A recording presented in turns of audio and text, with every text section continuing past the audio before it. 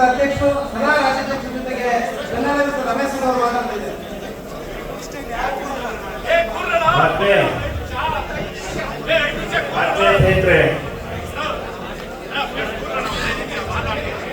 ಎಲ್ಲರೂ ಒಂದು ನಿಮಿಷ ಕೂತ್ಕೊಂಡ್ರೆ ನಮಗೆ ಮಾತಾಡಕ್ಕೆ ಅನುಕೂಲ ಆಗುತ್ತೆ. ನೀವು ಎದೆ ಮೇಲೆ ನಿಂತ್ಕೊಂಡು ಬಿಟ್ರೆ ಇಲ್ಲಿ ನಾವು ಏನ್ ಮಾತಾಡ್ಬೇಕಂತಕ್ಕಂಥದ್ದೇ ಗೊಂದಲ ಆಗ್ತದೆ. ಕೇವಲ 5 ನಿಮಿಷ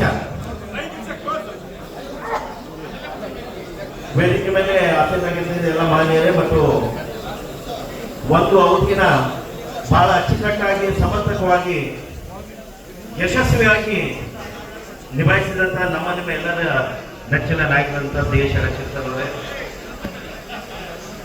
ಹಾಗೂ ತಮ್ಮ ತಮ್ಮ ತಾಲೂಕದಲ್ಲಿ ತಮ್ಮ ತಮ್ಮ ಜಿಲ್ಲೆಯ ನೌಕರರ ಶ್ರೇಯೋಭಿವೃದ್ಧಿಗಾಗಿ ಸರ್ವತೋಮುಖ ಅಭಿವೃದ್ಧಿಗಾಗಿ ಶ್ರಮಿಸಲೇಬೇಕಂತ ಪಣ ತೊಟ್ಟಿರ್ತಕ್ಕಂಥ ಎಲ್ಲ ನಮ್ಮ ಚುನಾಯಿತ ನೆಚ್ಚಿನ ತಾಲೂಕಾ ಮತ್ತು ಜಿಲ್ಲಾಧ್ಯಕ್ಷಗಳೇ ಪದಾಧಿಕಾರಿಗಳು ಹಾಗೂ ರಾಜ್ಯ ಪರಿಷತ್ ಸದಸ್ಯರು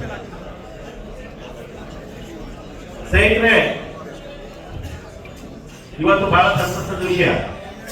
ನನಗೆ ಬಹುಶಃ ಮೊದಲಿಗೆ ಮಾತಾಡಿದ್ರೆ ಇನ್ನಷ್ಟು ತೃಪ್ತಿ ಜಾಸ್ತಿ ಆಗಿರ್ತಿದ್ದೆ ನಾನು. ಯಾಕಂದ್ರೆ ಕೆಲವೊಂದು ಬಹಳ ಮುಖ್ಯವಾದಂತ ಅಂಶಗಳನ್ನ ನಾನು ತಮ್ಮ ಮುಂದೆ ಒಂದು 2 ನಿಮಿಷದಲ್ಲಿ ಹಂಚ್ಕೋಬೇಕಂತ ಮನಸ್ಸಿಲ್ಲ. ಹೇಳಿ, ಇವತ್ತು ಸಂತಸದ ವಿಷಯ ಏನಂದ್ರೆ ಸಾಕಷ್ಟು ಪ್ರಮಾಣದಲ್ಲಿ ಯುವಕರು ಚುನಾಯಿತರಾಗಿ ಬಂದಿದ್ದಾರೆ. ಸರ್ಕಾರಿ ನೌಕರರಲ್ಲಿ ಯುವಕರು ಚುನಾಯಿತರಾಗಿದ್ದಾರೆ ಅಂದ್ರೆ ಯುವಕರು ಅಂದ್ರೆ NPS ನೌಕರರು ಅಂತ. ಅದರರ್ಥ NPS ನೌಕರರ ಪರ್ವ ಪ್ರಾರಂಭ ಆಗಿದೆ ಅಂತ ಕರೀತಾರೆ. ಇನ್ನೊಂದು ವಿಷಾದಕರ ಸಂಗತಿ ಏನಂದ್ರೆ ಆ ಪರ್ವದಲ್ಲಿ ಮಹಿಳೆಯರ ಸಂಖ್ಯೆ ತೀರಾ ಕಡಿಮೆ ಇರ್ತದೆ. ಹಾಗಂದ್ರೆ ಮಹಿಳೆಯರ ಆಯ್ಕೆ ತೀರಾ ಕಮ್ಮಿ ಇದೆ ಅಂದ್ರೆ ಈ ಪುರುಷ ಪ್ರಧಾನ ಸಮಾಜದಲ್ಲಿ ಎಷ್ಟು ಮಾಡಿಕೊಂಡ್ರು ಕೂಡ ಇದುವರೆಗೂ ಮಹಿಳಾ ಸಬಲೀಕರಣ ಅಂತಕ್ಕಂಥದ್ದು ಮಾಡಕ್ ಸಾಧ್ಯನೇ ಆಗಿಲ್ಲ ಅಂತಕ್ಕಂಥದ್ದು ಮನದಟ್ಟಾಗುತ್ತೆ. ಅದಾಗಿ ಕೂಡ ಈಗ ನಮ್ಮ ಜಿಲ್ಲಾಧ್ಯಕ್ಷರವರು ಮೊಟ್ಟ ಮೊದಲ ಮಹಿಳಾ ಜಿಲ್ಲಾಧ್ಯಕ್ಷ ಆಗಿರ್ತಕ್ಕಂಥ ಕೀರ್ತಿಗೆ ಪಾತ್ರ ಆಗಿದ್ದಕ್ಕೆ ತುಂಬ ಧನ್ಯವಾದ, ಅವರಿಗೆ ಅಭಿನಂದನೆಗಳು. ಮತ್ತೆ ಇದೊಂದು ಇತಿಹಾಸ. ಇದು ಕೇವಲ ಒಂದು ಸೀಮಿತ ಇಲ್ಲೇ ಮುಂದಿನ ದಿನಗಳಲ್ಲಿ ಹೆಚ್ಚಿನ ಸಂಖ್ಯೆಯಲ್ಲಿ ತಾಲೂಕಾಧ್ಯಕ್ಷರಾಗಿ, ಜಿಲ್ಲಾಧ್ಯಕ್ಷರಾಗಿ, ರಾಜ್ಯ ಪರಿಷತ್ತಾಗಿ ಮಹಿಳೆಯರು ಇನ್ನಷ್ಟು ಸಂಖ್ಯೆಯಲ್ಲಿ ಆಯ್ಕೆಯಾಗಿ ಬರಬೇಕು ಅಂತಕ್ಕಂಥದ್ದು ಅದು ನನ್ನೊಬ್ಬನ ಆಸೆ ಅಲ್ಲ.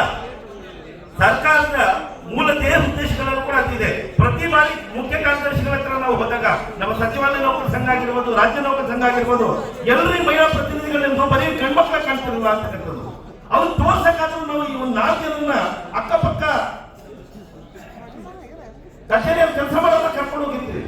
ಮೇಡಮ್ ಫಸ್ಟ್ ಮಹಿಳೆಯರು ಒಳಗಡೆ ಬಿಡ್ತೀವಿ, ಯಾಕಂದ್ರೆ ಅವ್ರು ಮಹಿಳೆಯರು ನೋಡ್ಬೇಕು ಅಂತಕ್ಕಂಥದ್ದು.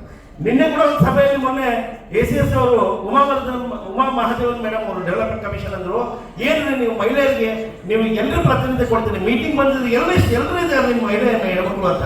ಮೇಡಮ್ ಇದ್ರು ಇವತ್ತು ಸ್ವಲ್ಪ ಎಲ್ಲ ಏನೋ ಒಂದು ಕಾರಣದಿಂದ ಅವ್ರು ಬರಲಿಲ್ಲ, ಇನ್ನೊಬ್ಬರು ಡೆಲಿವರ್ ಆಗಿದೆ, ಇನ್ನೊಂದು ಏನೋ ಆಗಿದೆ ಅಂತಕ್ಕಂಥ ಏನೋ ತಪ್ಪಿಸ್ಕೊಂಡು ಬಂದ ಇಲ್ಲ. ಇದು ಮುಂದಿನ ದಿನಗಳಲ್ಲಿ ನಾವು ಕೂಡ ಸಮಸ್ಯೆ ಎದುರಿಸೋದಿದ್ದೀವಿ. ಮತ್ತು ಇದ್ರ ಬಗ್ಗೆ ಚಿಂತನೆ ಮಾಡ್ತಕ್ಕಂಥವ್ರು ಕೆಲವು ಸ್ವಯಂ ಭವಿಷ್ಯದಲ್ಲಿರ್ತಕ್ಕಂಥ ನಾಯಕಿಯರು ಅವರೆಲ್ಲರೂ ಯಾಕೆ ಜಾಸ್ತಿ ಸಂಖ್ಯೆಯಲ್ಲಿ ಆಯ್ಕೆ ಮಾಡ್ತಾರೆ ವಿಫಲರಾದ್ರು ಅಂತಕ್ಕಂಥದ್ದು ನಾವು ನೋಡಬೇಕು.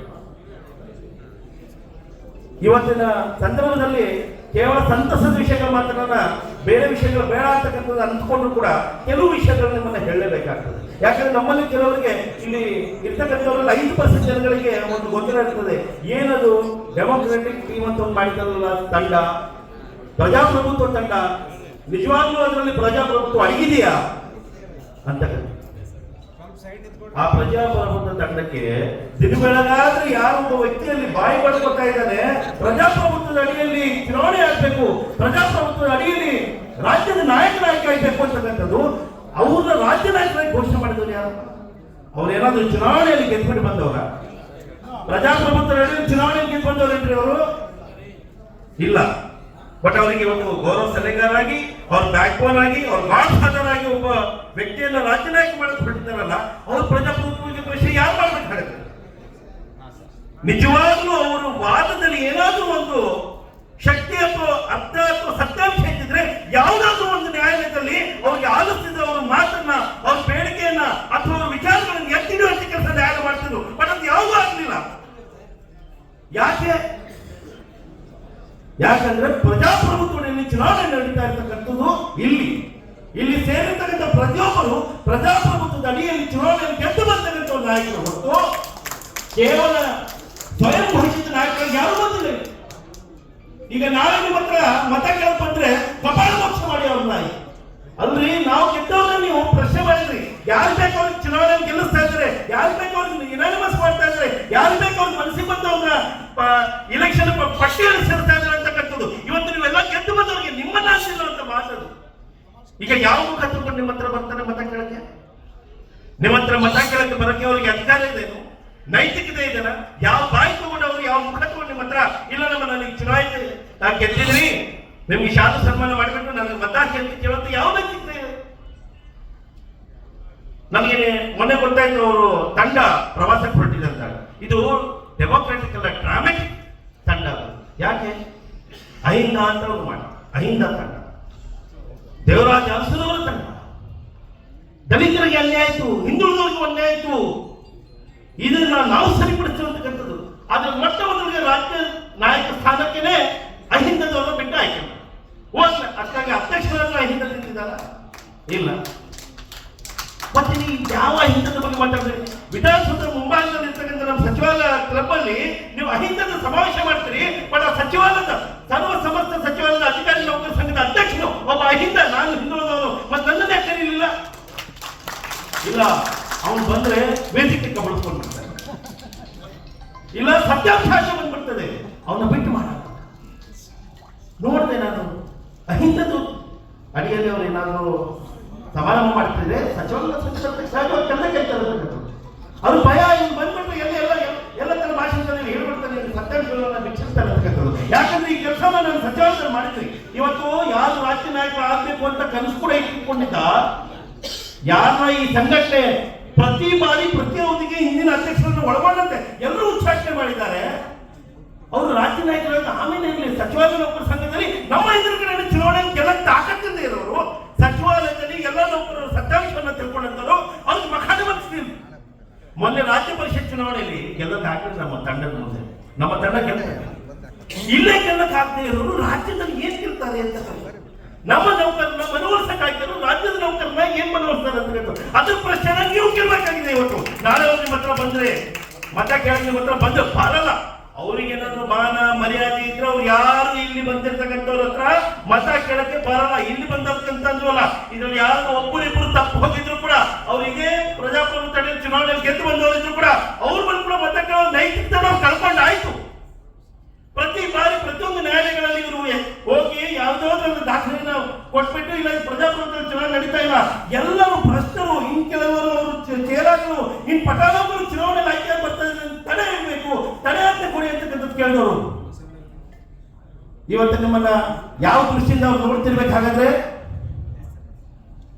ಇವತ್ತು 500 ಸಂಖ್ಯೆಯಲ್ಲಿ ಇರ್ತಕ್ಕಂಥ ಜಿಲ್ಲೆಯಲ್ಲಿರ್ತಕ್ಕಂಥ ರಾಜ್ಯ ಪರಿಷತ್ ನೌಕರರು ಮತ್ತು ನಮ್ಮ ಎಲ್ಲ ಮತದಾರರು ಅಧ್ಯಕ್ಷ ಸ್ಥಾನಕ್ಕೆ ಆಯ್ಕೆ ಮಾಡಿರ್ತಕ್ಕಂಥವ್ರು ಇನ್ನೂ ಕಟ್ಟ ಕಡೆ ನೌಕರವರೆಗೂ ತಲುಪಬೇಕಾದ್ರೆ ಇನ್ನಷ್ಟು ಸಂಖ್ಯೆ ಜಾಸ್ತಿ ಆಗ್ಬೇಕಂತ ಬೇಡಿಕೆಯಿಂದ ಈ ಪ್ರಜಾಪ್ರಭುತ್ವದ ತಂಡ ಇಲ್ಲಿ ಇರೋದು ಕಾರಣಕ್ಕೆ ಅದನ್ನ 1200ಕ್ಕೆ ಏರಿಸಿದಂತ ಕೆಲಸ ಮಾಡಿದವರು ಯಾರು? ಸೊ ಇದನ್ನ ನಾವು ತಿಳ್ಕೊಬೇಕಾಗ್ತದೆ. ಅವ್ರ ಜೊತೆ ಇನ್ನೊಬ್ಬನು ಇರ್ತಾನೆ, ಮಾಜಿ ಸಚಿವಾಲಯದ ಅಧ್ಯಕ್ಷ. ಸಚಿವಾಲಯದಲ್ಲಿ 23 ಸ್ಥಾನದಲ್ಲಿ 20 ಸ್ಥಾನಕ್ಕೆ ಕೇವಲ 3 ಸ್ಥಾನಕ್ಕೆ ಅವ್ರಿಗೆ ಇಳಿಸಿ ಮುಖನ ಮಸಿ ಬಳಸಿ ಕಳಿಸಿದಂತವರು ಇವತ್ತು ಪ್ರಚಾರಕ್ಕೆ ಹೊರಡ್ತಾ ಇಲ್ಲ. ಅದ್ರಲ್ಲಿ ಮತ್ತೊಬ್ಬ ಇನ್ನೊಬ್ಬ ಹೊಸದಾಗಿ ಜೋಕರೊಬ್ಬರು ಸೇರ್ಕೊಂಡಿದ್ದ ಮೊನ್ನೆ ರಾಜ್ಯ ಪರಿಷತ್ ಚುನಾವಣೆ ಸೋತಿದ್ದಾನೆ, ಅವನು ಪ್ರಚಾರಕ್ಕೆ ಆ ತಂಡದಲ್ಲಿ ಇರ್ತಕ್ಕಂಥವ್ರು ಹೋಗಿ ಈ ಪ್ರಸ್ತುತ ಅಲ್ಲಿ ಇರ್ತಕ್ಕಂಥ ಅಧ್ಯಕ್ಷ ಸ್ಥಾನದ ಅಭ್ಯರ್ಥಿ ಯಾರಿದ್ದಾರೆ ಅವ್ರು ಪ್ರಜಾಪ್ರಭುತ್ವದ ಅಡಿಯಲ್ಲಿ ಆಯ್ಕೆ ಆಗ್ಬೇಕು ಅಧ್ಯಕ್ಷರಾಗಿದ್ದಾರ, ಅವ್ರು ಇರ್ತಕ್ಕಂಥ ಅಧ್ಯಕ್ಷ ಸ್ಥಾನ ಅಲ್ಲಿರ್ತಕ್ಕಂಥ ಅಧ್ಯಕ್ಷರು ನಿವೃತ್ತರಾದ್ರು, ಅಲ್ಲಿರ್ತಕ್ಕಂಥ ಅಧ್ಯಕ್ಷರು ಇಲ್ಲ ಅಂತ ಕಾರಣಕ್ಕೆ ಅವರವರನ್ನೇ ಯುನಾನಿಮಸ್ ಮಾಡ್ಕೊಂಡು ಅಧ್ಯಕ್ಷ ಮಾಡ್ಕೊಂಡಿರೋರು. ಇವ್ರು ಎಲ್ಲರೂ ಪ್ರಜಾಪ್ರಭುತ್ವದ ಬಗ್ಗೆ ಮಾತಾಡ್ತಾರೆ, ನಂಗೆ ಅಧ್ಯಕ್ಷರ ಆಗ್ತದೆ. ಹೆಂಗೆ ಪ್ರಜಾಪ್ರಭುತ್ವ? ಇಲ್ಲಿ ಪ್ರಜಾಪ್ರಭುತ್ವ. ಮೊನ್ನೆ ಅಮೆರಿಕ ರಾಷ್ಟ್ರಪತಿಗಳ ಚುನಾವಣೆ ಆದಾಗ 1 ತಿಂಗಳ ಅವಧಿ ಆಯ್ತು ಅಲ್ಲಿ ಅಧ್ಯಕ್ಷರ ಚುನಾವಣೆ, ಬಟ್ ಇಲ್ಲಿ 3 ತಿಂಗಳಾದ್ರೂ ಮುಗಿಯುತ್ತಾ ಇರಲಿಲ್ಲ. ಯಾಕೆ? ಪ್ರತಿಯೊಂದು ಹಂತ ಹಂತವಾಗಿ ಆಯ್ಕೆ ಆಗಿ ಬರಲಿ, ಯಾರೊಬ್ಬರು ಪ್ರಶ್ನೆ ಮಾಡಬಾರ್ದು, ಯಾರೊಬ್ಬರು ತಕರಾರು ಮಾಡಬಹುದು, ಯಾರು ಕೂಡ ಅದನ್ನು ಅನ್ಯಥಾ ಭಾವಿಸಬಾರ್ದು. ಅದಕ್ಕೆ ನ್ಯಾಯ ಪ್ರತಿ ಬಾರಿಯೂ ನಮ್ಮ ವಾದವನ್ನು ಎತ್ತಿ ಹಿಡಿದಿದೆ. ನಿಜ ಅಲ್ವಾ? 3 ತಿಂಗಳಿಂದ ಏನ್ ಹೇಳ್ತಾ ಇದೆ? ಇದಾದ್ರೂ ಕೂಡ ಇದುವರೆಗೂ ನಮ್ಮ ಅಧ್ಯಕ್ಷ ಸ್ಥಾನದ ಆಯ್ಕೆ ಇದುವರೆಗೂ ನಮ್ಮ ಇನ್ನೂ 27ನೇ ತಾರೀಕಿದೆ. ಇಷ್ಟು ದೀರ್ಘಕಾಲ ಚುನಾವಣೆ. ನಮ್ಮ BP ಸಿಂಗ್ ರಾವತ್ ಅವರು ರಾಷ್ಟ್ರೀಯ ನಾಯಕರು NPS ಅವ್ರು ಹೇಳಿದ್ರು, अरे संगा आपके जैसा इलेक्शन नहीं होते यार हमारे पास ऐसा नहीं होता सभी तरह से नॉमिनेट आपके पास पूरा प्रॉपर तरीके से इलेक्शन होता है, जैसे कि कोई MP का इलेक्शन हो, कोई पार्लियामेंट का इलेक्शन हो, कोई असेंबली का इलेक्शन हो. पहला तालुका अध्यक्ष जीतेगा, डिस्ट्रिक्ट प्रेसिडेंट जीतेगा, बाद में यहाँ पे स्टेट लेवल पे आप जीतेंगे. अरे कितना अच्छा आपका एक सेटअप है. ಈ ತರದ ಒಳ್ಳೆ ವಿಚಾರನ ಹಾಕೊಟ್ಟಿರ್ತಕ್ಕಂಥ ಇಡೀ ರಾಷ್ಟ್ರಕ್ಕೆ ನಮ್ಮ ಕರ್ನಾಟಕ ನೌಕರ ಸಂಘ, ಕರ್ನಾಟಕ ಸರ್ಕಾರ ಸೊ ಇದನ್ನ ಮಸಿ ಮಾಡುವಂತ ಕೆಲಸ ಮಾಡ್ತಾರೆ. ಮತ್ತೆ ನಿಮ್ಮ ಹತ್ರ ಬಂದು ಓಟ್ ಕೇಳ್ತಾರೆ, ಯಾವ ರೀತಿ ಸಿಗ್ತದೆ ಅಂತಕ್ಕಂಥದ್ದನ್ನ ನಾವು ಪ್ರಶ್ನೆ ಮಾಡ್ಬೇಕಾಗಿದೆ ಸ್ನೇಹಿತರೆ. ಅಂಡ್ ಯಾರಿಗೂ ಈ ಸಂಶಯ ಬೇಡ. ಇವತ್ತು ಬರ್ದೇ ಇರ್ತಕ್ಕಂಥ ಯಾವನಾದ್ರೂ ಒಂದು ಕಟ್ಟ ಕಡೆ ವ್ಯಕ್ತಿ, ಆಯ್ಕೆ ಆದಂತ ವ್ಯಕ್ತಿ ಎಲ್ಲಾದ್ರೂ ಕೂತ್ಕೊಂಡಿದ್ದು ಕೇಳ್ತಿದ್ರೆ ಹೇಳ್ತೀನಿ, ರಾಜ್ಯಾಧ್ಯಕ್ಷರಾಗಿ ಮುಂದಿನ ರಾಜ್ಯಾಧ್ಯಕ್ಷರಾಗಿ CS ಷಡಾಕ್ಷರಿರವರು ಹಾಗೂ ಮುಂದಿನ ಖಜಾಂಚಿಗಳಾಗಿ ನಾಗರಾಜ್ ಜುಮ್ಮನವರು ಆಯ್ಕೆ ಆದರೂ ಯಾವ ಸಂಶಯ ಇಲ್ಲ. ಯಾರ್ಯಾರು ಸಂಶಯ ಇದೆ ಹೇಳಿ.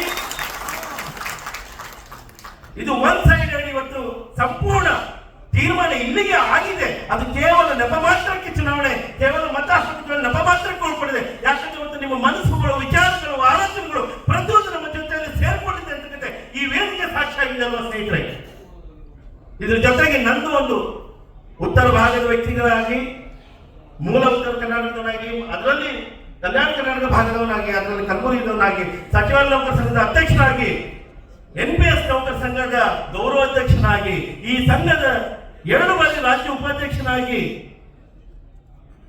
ಯುವಕನಾಗಿ, NPS ನೌಕರನಾಗಿ, ಮತ್ತೆ ಈ ಬೆಂಗಳೂರಲ್ಲೇ ನಾನು ವಾಸ ಮಾಡ್ತಿದ್ದ ಬೆಂಗಳೂರು ರಾಜ್ಯ ಪರಿಷತ್ತಲ್ಲಿ ನಾನು ಕೂಡ ಒಬ್ಬನು ಅಂತಕ್ಕಂಥ ಭಾವನೆಯಾಗಿ ನಾನು ಒಂದು 3 ಆಸೆಗಳನ್ನ ಮತ್ತೆ ವಿಶ್ವಾಸವನ್ನ ಇಟ್ಕೊಂಡಿದ್ದೆ. ಅದನ್ನ ನನ್ನ ಅಧ್ಯಕ್ಷರಿಗೆ ಮನವಿ ಮಾಡ್ಕೋಬೇಕು ಇಚ್ಛೆ ಪಟ್ಟು. ಅದರಲ್ಲಿ ಈಗಾಗಲೇ ಅಧ್ಯಕ್ಷರು ಮಾತಲ್ಲೇ ಹೇಳ್ಬಿಟ್ಟಿದ್ದಾರೆ, ನಮ್ಮ ಮನಸ್ಸಲ್ಲಿ ಏನಿರ್ತದೆ ಅದೇ ನಾಯಕನ ಬಾಯಲ್ಲಿ ಬಂದ್ರೆ ಅದಕ್ಕೆ ಉತ್ತಮವಾದಂತ ಯಾವ ನಾಯಕರಿಗೆ ಸಾಧ್ಯ ಇಲ್ಲ. ನಾವು ಹೇಳುವಂತ ಅವಶ್ಯಕತೆ ಇಲ್ಲ. ಆ 3 ವಿಷಯ ಅವರೇ ಹೇಳ್ಬೇಕು. ಏನ್ ತಮಗೆಲ್ಲ ಗೊತ್ತಿದೆ,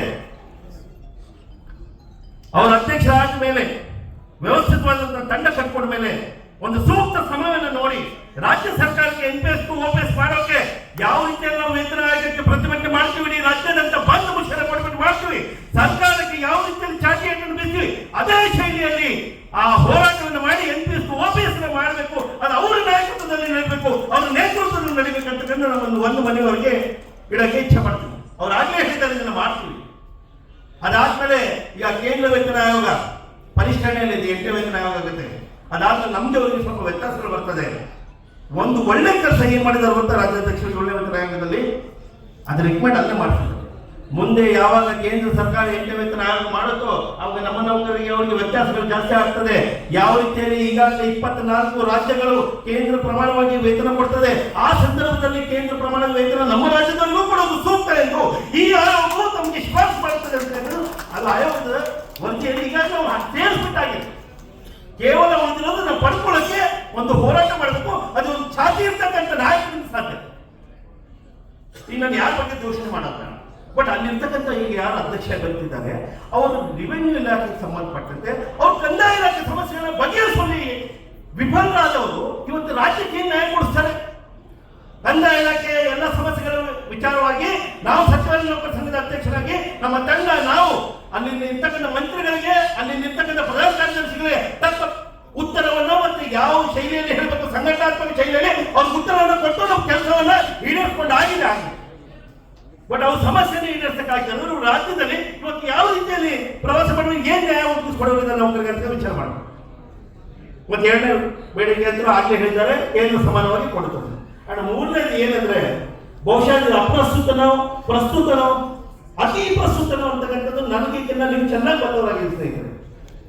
ಮುಂದಿನ ದಿನಗಳಲ್ಲಿ ರಾಜ್ಯಾಧ್ಯಕ್ಷರು ಮತ್ತೊಮ್ಮೆ ಆಗ್ಲಿ. ಬಟ್ ಷಡಾಕ್ಷರ ನಂತರ ನನ್ನ ಒಂದು ಬಯಕೆ ಏನಿದೆ ಅಂದ್ರೆ NPS ಒಳಪಟ್ಟಂತ ಒಬ್ಬ ನೌಕರನ ಈ ಸಂಘದ ರಾಜ್ಯಾಧ್ಯಕ್ಷರಾಗಿ ಅವರು ಮಾಡಿಕೊಟ್ಟು ಇಲ್ಲಿಂದ ಹೋಗ್ಬೇಕು ಅಂತಕ್ಕಂಥದ್ದು ನನ್ನೊಂದು ಮನವಿ ಇದೆ.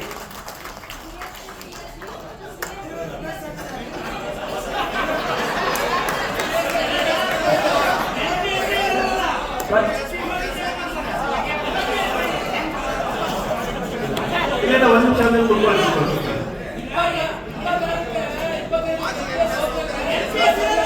ಇಲ್ಲ ಕೇಳಿ ಕೇಳಿ ಕೇಳಿ ಕೇಳಿ ನಿಮ್ಗೆ ಹೇಳ್ತೀನಿ ಅವ್ರು OPS ಆದ್ರೂ ನಾವು MPS ಅಂತ ಯಾಕಂದ್ರೆ ಕೇಳಿದ್ರಿ ಸಾಕಷ್ಟು ಜನ ಇವತ್ತು ಚುನಾವಣೆಗೆ ಗೆದ್ದುಬಿಟ್ಟು ಬಂದಿದ್ದಾರೆ. ಅವ್ರಿಗೆ ಮೂಲ ಶಕ್ತಿ ಏನ್ ಗೊತ್ತಾ? ನಾನು MPS ಓಟ್ ಮಾಡೋದು ಮುಂದೆ MPS ಇರೋದಿಲ್ಲ. ನಾನು ಹೇಳ್ತಕ್ಕಂಥದ್ದು ನಿಮ್ಗೆ ಅರ್ಥ ಆಗಲಿ ಅನ್ನೋ ಉದ್ದೇಶದಲ್ಲಿ ಹೇಳ್ತಾ ಇರೋದು. MPS ಇಂದ OPS ಆದಂತ ವ್ಯಕ್ತಿಗೆ ನಾನು ಒಳಗೊಂಡಂತೆ ಯಾಕೆ ಆಗ್ಬಾರ್ದು? ಅವ್ರು ಮಾಡ್ಕೊಡ್ಬೇಕು ಅಂತಕ್ಕಂಥದ್ದು ಅವ್ರು ಮಾಡ್ತಾರೆ. ಅವ್ರ ಆಶೀರ್ವಾದ ಇದ್ರೆ ಅವರು ಮನಸ್ಸು ಮಾಡಿದ್ರೆ ಅವರು ಸಹಕಾರ ಇದ್ರೆ ನಿಮ್ಮೆಲ್ಲರ ಆಶೀರ್ವಾದ ಇದ್ರೆ ಮುಂದೆ MPS ಟು OPS ಆದಂತ ಒಬ್ಬ ವ್ಯಕ್ತಿ ಅಥವಾ ಒಬ್ಬ ಮಹಿಳೆ ಈ ಸಂಘದ ಅಧ್ಯಕ್ಷ ಯಾಕೆ ಆಗ್ಬಾರ್ದು ಅಂತಕ್ಕಂಥದ್ದು ಅದನ್ನ ಮಾಡ್ಕೊಡ್ಬೇಕು ಅಂತಕ್ಕಂಥ ಈ 3 ಬೇಡಿಕೆಗಳು ಇಟ್ಟು ರಾಜ್ಯಾಧ್ಯಕ್ಷರಿಗೆ ಇವತ್ತು ಅವರ ಧರ್ಮ ಪತ್ನಿ ಅವರು ಇವತ್ತು ಅವರಿಗೆ ದೃಷ್ಟಿಯನ್ನು ತೆಗಿಬೇಕು. ಯಾಕಂದ್ರೆ ಇಷ್ಟು ಮನಗಳನ್ನ ಗೆದ್ದ ಮೇಲೆ ಸಹಜವಾಗಿ ದೃಷ್ಟಿ ಆಗೋದು ಸಹಜ. ಅದರಲ್ಲಿ ಮಹಿಳೆಯರೇ ಇನ್ನಷ್ಟು ಜಾಸ್ತಿ ದೃಷ್ಟಿ ಆಗುತ್ತೆ. ಸೊ ಹಾಗಾಗಿ ಅಧ್ಯಕ್ಷರು ಇವತ್ತು ದೃಷ್ಟಿಯನ್ನು ತಗೋಬೇಕು. ನಾಳೆ ನಮ್ಮ ಎಲ್ಲರ ಬೆಂಬಲದೊಂದಿಗೆ ಅವ್ರು ಹೋಗಿ ಅವರು ನಾಮಿನೇಷನ್ ಫೈಲ್ ಮಾಡಬೇಕು.